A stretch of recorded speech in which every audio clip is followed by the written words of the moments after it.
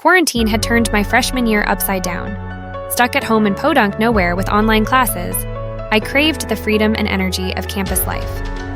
Thankfully, Dave, my cousin Mary's ex-husband, offered me his spare room. I knew him well from family gatherings. A kind, funny guy who always made me feel welcome. But this time, things were different. Living together, I discovered a side of Dave I never knew existed.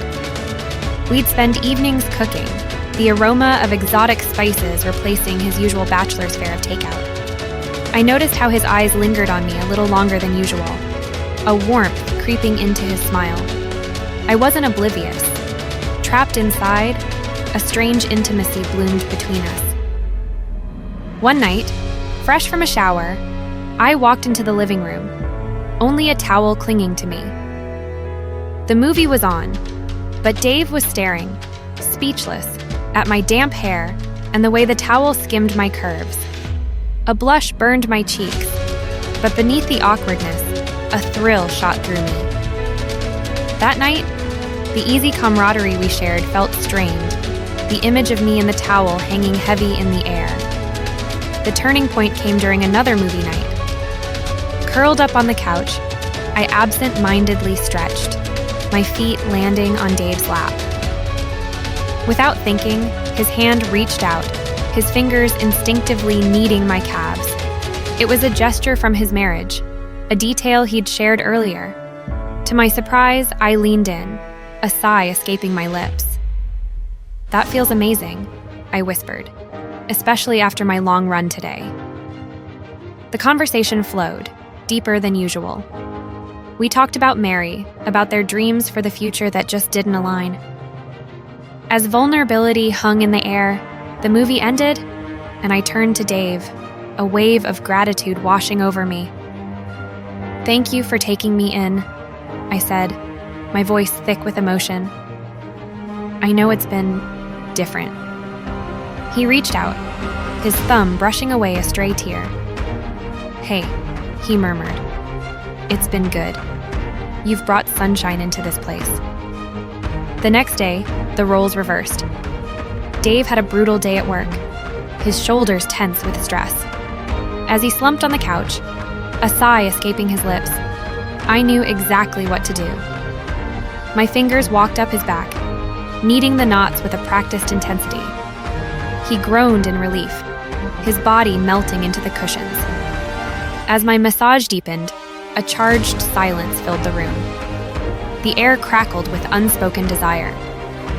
When I finished, my hands lingered on his neck, tracing a slow circle. He turned his head, his eyes searching mine. The dam broke. He leaned in, his kiss hesitant at first, then deepening with a fervor that surprised even me.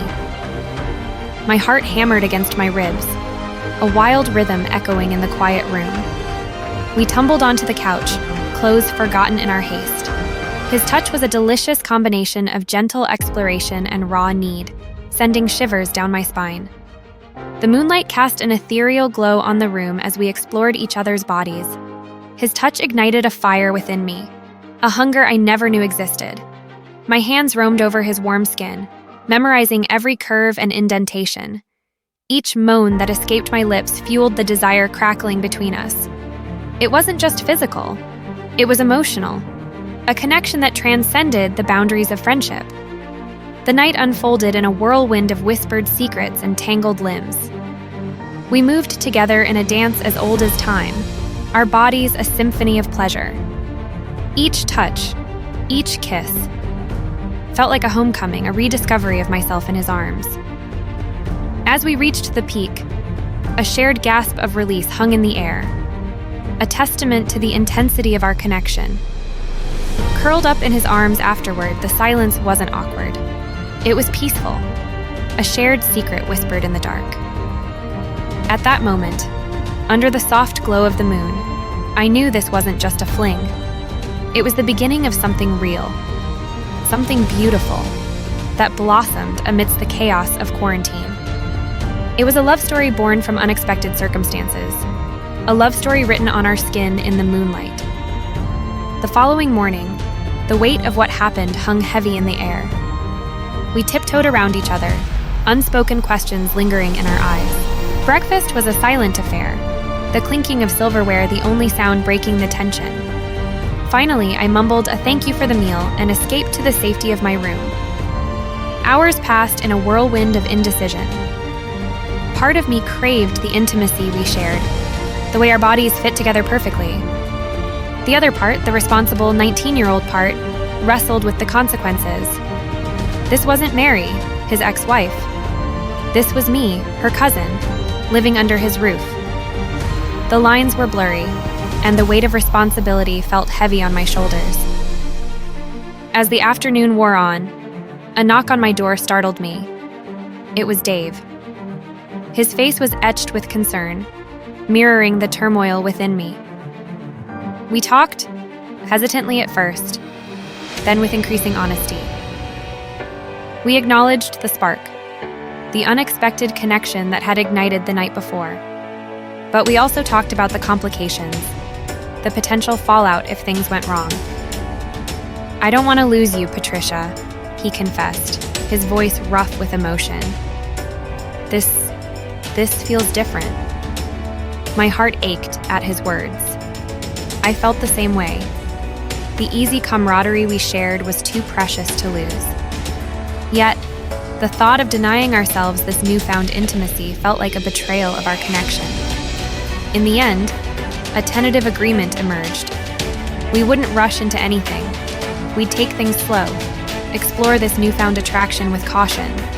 But that night, drawn by an invisible force, we found ourselves back on the couch, a movie playing on mute in the background. This time, the intimacy unfolded with a newfound tenderness. We shed our clothes with a quiet reverence, savoring the anticipation that hung heavy in the air. His touch was lighter now, more exploratory, as if tracing the map he'd discovered the night before. My own hands lingered on his skin, sending shivers down his spine. The room was a tapestry of whispers and soft laughter. We explored each other's desires, learning what brought a smile to each other's faces, what sent shivers of ecstasy down our spines.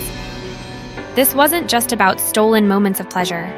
It was a conversation between our bodies, a dialogue written in touch and sighs. As the night deepened, the passion intensified. We moved together in a rhythm fueled by desire and newfound knowledge. His moans were music to my ears, a testament to the effect I had on him.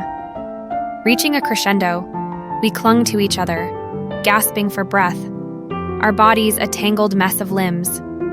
This time, however, the aftermath wasn't shrouded in a nervous silence. We lay entwined, whispering sweet nothings and tracing lazy patterns on each other's skin. The fear had receded, replaced by a newfound sense of trust and acceptance. This stolen night, this secret we shared, was the beginning of something new, something exciting. As the sun peeked through the blinds, casting a golden hue on the room, we knew this wasn't a one-time thing. We had crossed a line, and there was no turning back. But as we lay there, tangled in the sheets, a silent promise hung in the air. We'd navigate this newfound path together, one careful step at a time, cherishing the unexpected love that had blossomed amidst the chaos.